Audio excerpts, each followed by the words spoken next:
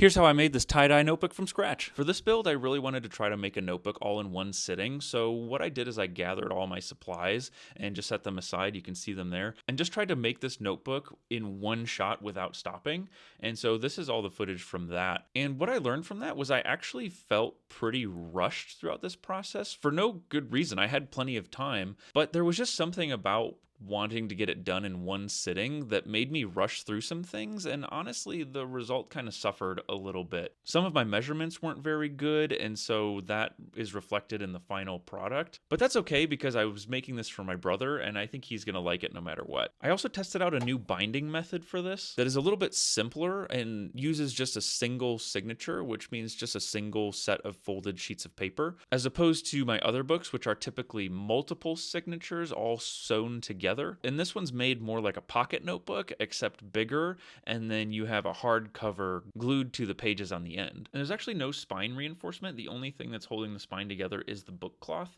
and I kind of like that because it just feels a little bit more casual compared to something that's a little bit heavier. I'll definitely be using this method again to make some smaller, simpler notebooks that maybe just hold one project or maybe hold a short book or manual. But let me know what you think. Okay, so it turned out pretty good. However, there are some flaws in the way that I decided to try to build this. And one of those flaws was that the way that I stuck the paper onto the cover here, I don't know if you can tell, but it's a little crooked. And the reason for that was I decided to put paper on the glue and then take the whole book and just slap it onto there. And I went by the guidelines that I had made when I measured it out to make sure I got it in the right spot. The only problem is that when you apply glue to paper, it kind of expands and gets into a weird shape. And that weird shape ended up curving around the spine here. So it didn't turn out totally the best, but luckily it's just for my brother and he's going to like it no matter what. But overall, I like the style of binding and I'm definitely going to try it again because it was super fun. Now it's time to get it in the mail and get it sent out. Like and subscribe for more.